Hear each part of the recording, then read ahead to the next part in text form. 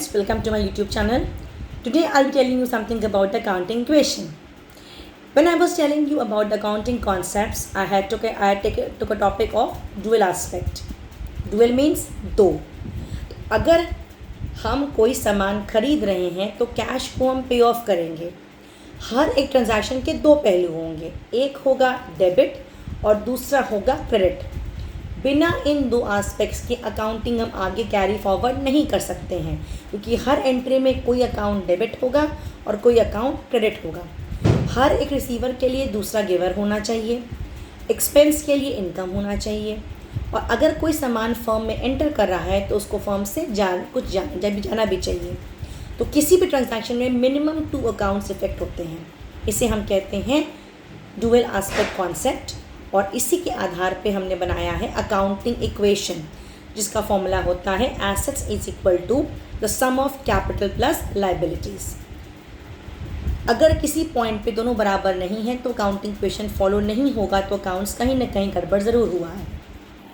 मैंने आपको बताया था कि एसेट्स जो है इक्विटीज़ मतलब टोटल क्लेम्स होता है. इक्विटीज़ को जब हम ब्रेक डाउन करते हैं तो वो आता है आउटसाइड लाइबिलिटीज़ और ओनर्स कैपिटल के बीच में. तो एसेट्स जो है किसके बराबर है, लाइबिलिटीज़ और ओनर्स कैपिटल के बराबर है.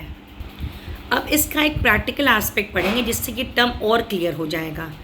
मान लीजिए कि राकेश ने एक बिज़नेस स्टार्ट किया है और उसने स्टार्ट किया है 20,000 रुपये से, जो कैपिटल के तौर पे उसको फर्म में लेकर आया है. मतलब he has commenced means started business with cash ₹20,000. वो कैश उसका कैपिटल के रूप में फर्म में एंटर हुआ है. तो हमारे अकाउंटिंग इक्वेशन के पास दो पहलू होते हैं, एक होता है एसेट, दूसरा होता है लाइबिलिटीज़ प्लस कैपिटल.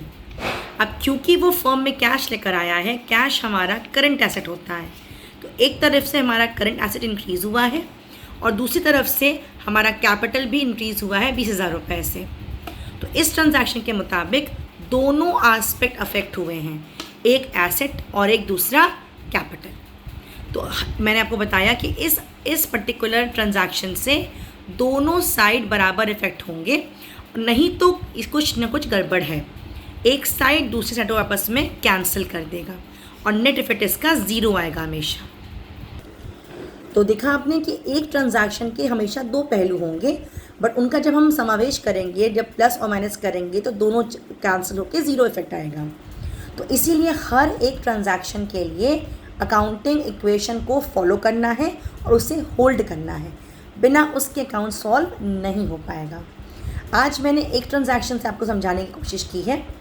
इसी तरीके से मैं कुछ और ट्रांजैक्शंस लूँगी और हर एक ट्रांजैक्शन के दोनों डुअल एस्पेक्ट को समझाने की कोशिश करूँगी, जिससे आपका जो प्रिलिमिनरी स्टेज है अकाउंट्स पढ़ने का वो बहुत हद तक क्लियर हो जाएगा. I hope I was able to give you a brief about the accounting equation. Then stay safe. See you in the next class.